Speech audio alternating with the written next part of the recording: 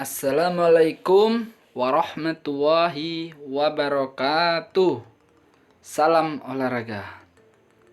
Baik, pada pertemuan pembelajaran kali ini kita akan membahas tentang gerak dasar dalam olahraga pencak silat.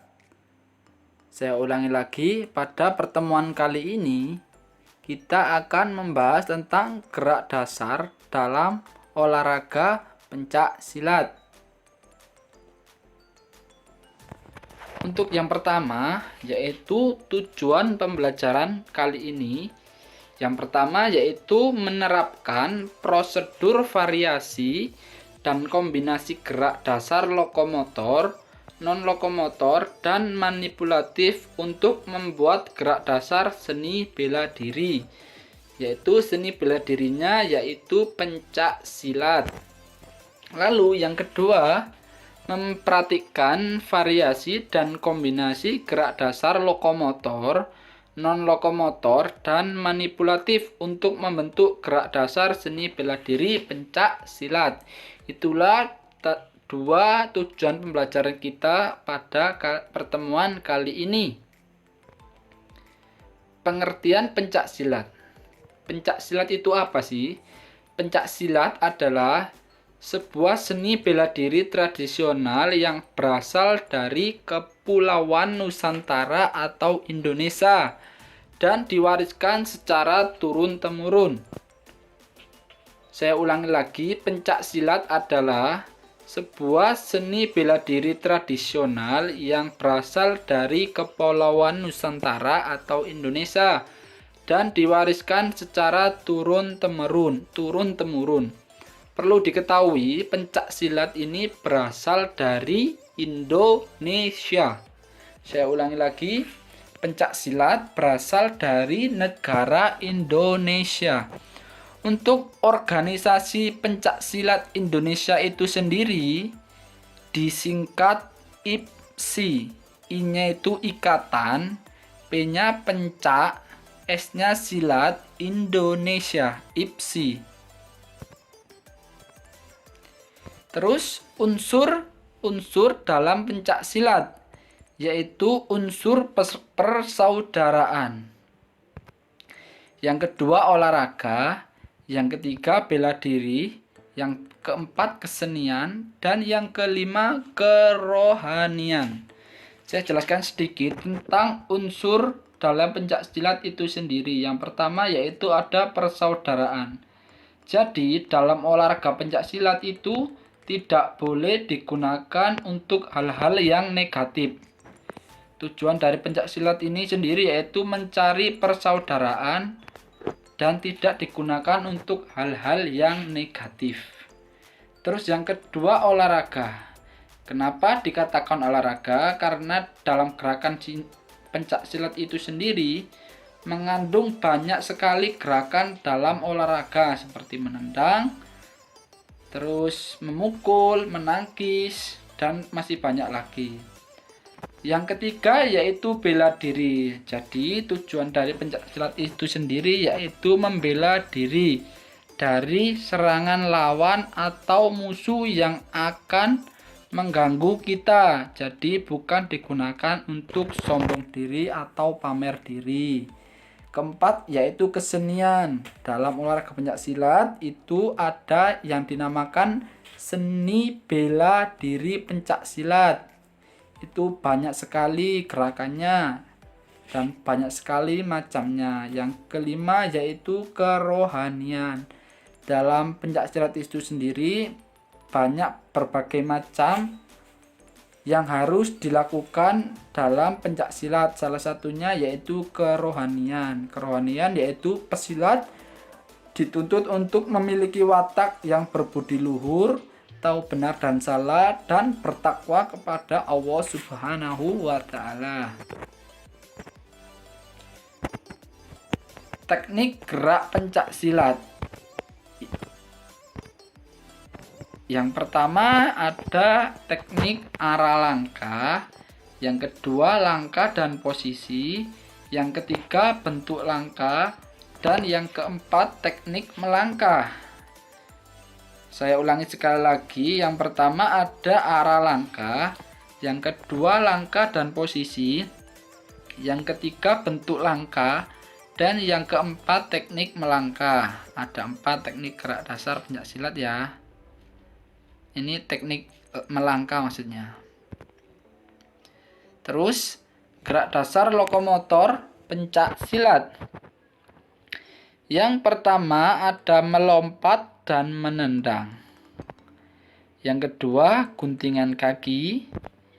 Yang ketiga guntingan pinggul. Yang keempat gerak langkah. Saya ulangi sekali lagi, gerak dasar lokomotor pencaksilat. Yang pertama yaitu melompat dan menendang. Yang kedua guntingan kaki. Yang ketiga guntingan pinggul. Yang keempat gerak langkah. Perlu diketahui gerak lokomotor itu adalah gerak berpindah tempat. Selanjutnya yaitu gerak non lokomotor pencaksilat. Yang pertama ada sikap kuda-kuda. Yang kedua sikap pasang. Yang ketiga sikap pukulan. Dan yang keempat sikap tendangan. Ustadz ulangi, yang pertama yaitu sikap kuda-kuda, yang kedua sikap pasang, yang ketiga sikap pukulan, dan yang keempat sikap tendangan. Perlu diketahui gerak non lokomotor itu sendiri adalah gerak yang tidak berpindah tempat. Terus yang kita bahas satu persatu. Sikap kuda-kuda seperti ini. Sikap kuda-kuda itu ada 5 macam. Yang pertama siap sedia, yaitu posisi siap. Lalu yang kedua yaitu ada yang namanya kuda-kuda samping. Yang ketiga kuda-kuda depan. Yang keempat kuda-kuda silang. Dan yang kelima kuda-kuda belakang. Jadi sikap kuda-kuda ada 5, yaitu siap, kuda-kuda samping, kuda-kuda tengah, kuda-kuda silang, dan kuda-kuda belakang. Selanjutnya yaitu sikap pasang. Sikap pasang ada 3 macam. Yang pertama yaitu sikap pasang atas, yang kedua sikap pasang tengah, dan yang ketiga sikap pasang bawah. Jadi sikap pasang dalam pencaksilat itu ada 3. Sikap pasang atas, sikap pasang tengah, dan sikap pasang bawah. Yang selanjutnya yaitu sikap pukulan.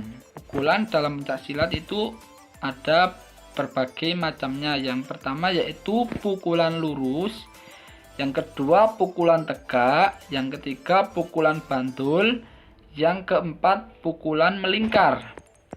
Saya ulangi, yang pertama yaitu pukulan lurus, yang kedua pukulan tegak, yang ketiga pukulan bantul, dan yang keempat pukulan melingkar.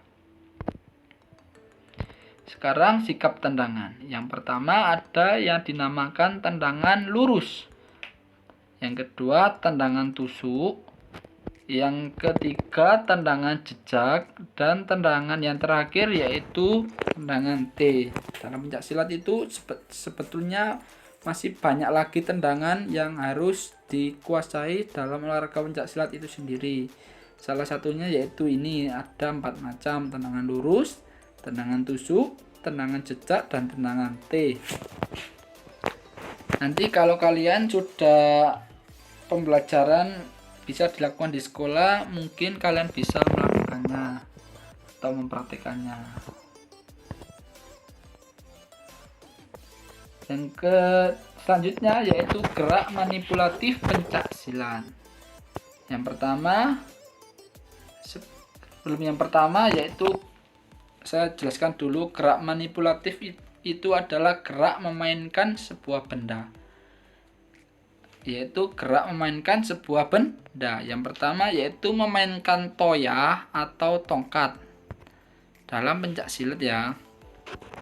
Yang kedua memainkan belati. Yang ketiga memainkan golok. Yang keempat memainkan celurit. Ini adalah alat-alat yang digunakan dalam olahraga pencaksilat. Seperti ini alat-alatnya. Nah, yang pertama yaitu toya. Toya itu tongkat. Tongkat itu biasanya digunakan dalam olahraga pencaksilat. Yang kedua belati, seperti itu gambarnya. Ini namanya belati. runcing sedikit. Yang ketiga yaitu golok. Golok biasanya digunakan dalam pertunjukan olahraga pencak silat. Demikian materi gerak dasar pencak silat pada pertemuan kali ini. Semoga kalian bisa memahami materinya dengan baik dan jangan lupa selalu melakukan olahraga di rumah untuk meningkatkan imun tubuh kalian biar tidak mudah terserang penyakit. Saya akhiri, Assalamualaikum warahmatullahi wabarakatuh. Salam olahraga.